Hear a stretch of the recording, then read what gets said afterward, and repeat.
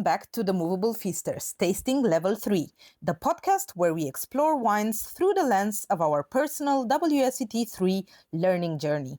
I am Andrea from the Movable Feasters, and each week we dive into a new wine, unpacking its grape, its region, and tasting it using the SAT. Whether you are studying for WSET or just love discovering new wines, this podcast is for you.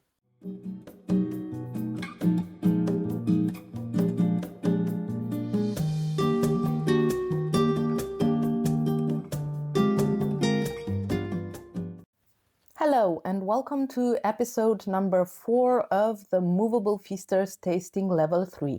In this episode we are going to the New World and most precisely to New Zealand. If you look at the recommended wine tasting list from WSET, you will see that in New Zealand you have some essential wines that you should taste. A red wine, a Pinot Noir from Central Otago, Martinborough or Marlborough, and a white wine, of course, the Sauvignon Blanc from Marlborough we already talked about.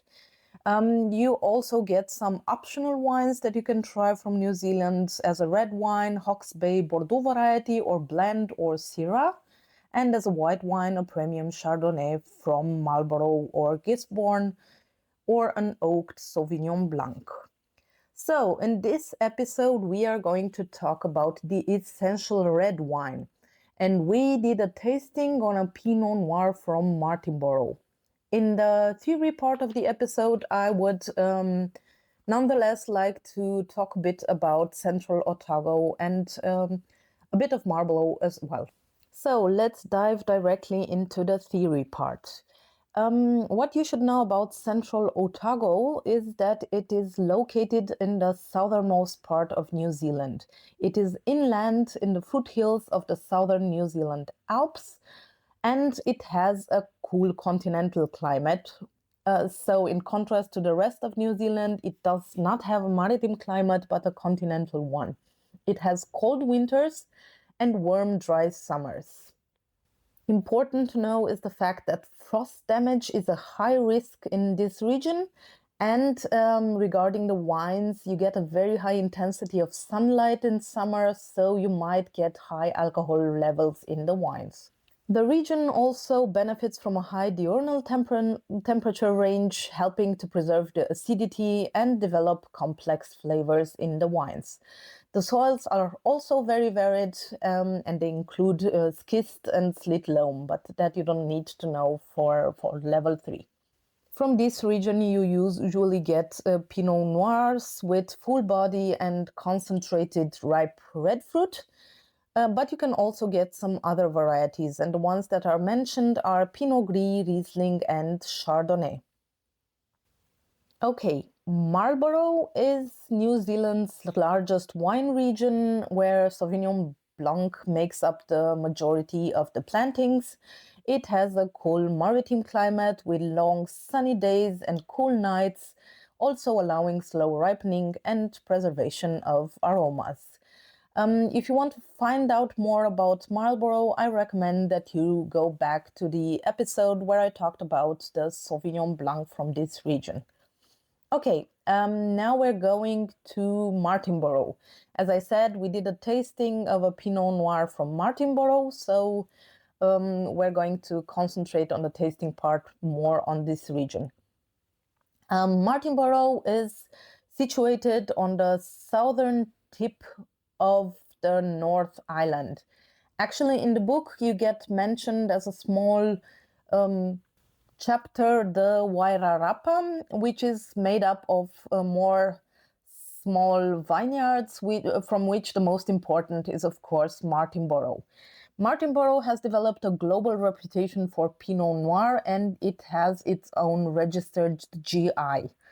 As I said, it has high summer temperatures, but also a high diurnal range, which makes the region perfect for this grape type. The wines are usually medium to full-bodied and are very ripe with hints of dark plum and spice. The wines tend to be elegant with good balance between fruit, acid and tannin, And you get with them some oak aging, which is very common, usually in French oak barrels, but also with a portion of new or used oak, depending on the style that the producer wants to make. Going to the tasting we did. Well, the Pinot Noir from Martinborough we did as a blind tasting where Robert was supposed to guess the grape and the region it came from.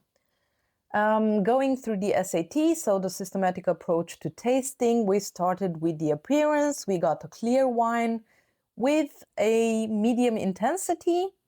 The color was garnet. Going to the nose, the condition was clean. We got a medium plus almost a pronounced intensity of the aromas. We got primary aromas of cherry, black currant, and some sour cherry marmalade. So as I said, mentioned in the book, is the fact that you might get black plum. We didn't get that, but we did get black fruit, which is not always typical for Pinot Noir in sensing the black currant on the nose. Secondary aromas, we got a lot of spice, so clove, a bit of cinnamon. We got again hints of vanilla from the oak, a bit of chocolate, and some smoky notes, definitely. And we already had tertiary aromas of forest floor, mushrooms, some meaty aromas, since the wine was already a 2014 wine and we did the tasting 11 years later. So we already had good developed tertiary aromas. Regarding the development, we actually said that the wine was fully developed since the tertiary aromas were the ones you felt first, and the primary aromas were already a bit fading. On the palate, we got a dry wine with high acidity, high tannins, and high alcohol. So that is also a characteristic for the wines from Martinborough, the Pinot Noirs. This is mentioned also in the book. They said that through the intensity of the light, you might get very high alcohol levels, and that we did feel in the wine. And of course, we got a body that was medium plus. That's also not necessarily typical for a Pinot Noir from the old world, but we did get it in this wine, and that is also what the book says you can expect from this wine. We got a pronounced flavor intensity with primary flavors of sour cherry again, secondary of coffee, smoke, and chocolate, and some gamey, meaty tertiary aromas. The finish was definitely long, so going through the blick, we decided that the quality of this wine was outstanding. Since it had balance, it had length, it definitely had intensity and complexity. Regarding the readiness, we talked about the fact that we were not sure if we would say that you can drink the wine now, but it's still suitable for aging, or the wine should be drank now and it's not suitable for further aging. And we discussed this because of the fact that the wine still had a high acidity and high alcohol levels, but we did think that the fact that the aromas were already more in the tertiary part, that the primary aromas were fading, it would probably not benefit from further aging. Well, as I said, this was a blind tasting, and Robert got to guess the wine type, and this was very interesting. He did not guess it. He thought this was a Sangiovese, and he got fooled by the fact that the wine had a medium intensity of color, so it was a bit more pronounced than the usual Pinot Noirs. It was not so light. The fact that the alcohol level and the body was medium plus threw him also off. The high acidity would have passed, of course, very well to the Sangiovese, And a red fruit with spices also hinted in that direction. So that was interesting to taste for us. We have never had a Pinot Noir from Martinborough before. It certainly has its own character. It's very complex and interesting. And as we said, we really got an outstanding wine. So we were happy we did this tasting. That would be our overview of premium Pinot Noir from Martinborough. As I said, you also can get wine from Central Otago or Marlborough. These are also regions that showcase variety in a cool climate of the New World.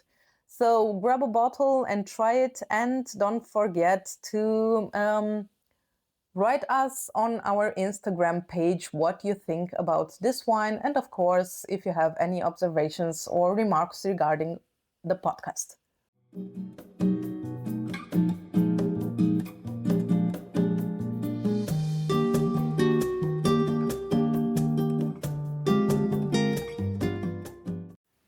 That's a wrap for today's episode of Tasting Level 3. Don't forget to follow us, the Movable Feasters, on Instagram for more tasting adventures. We do a reel on each podcast episode where you can leave us a comment or your remarks on the episode. Cheers to learning one glass at a time.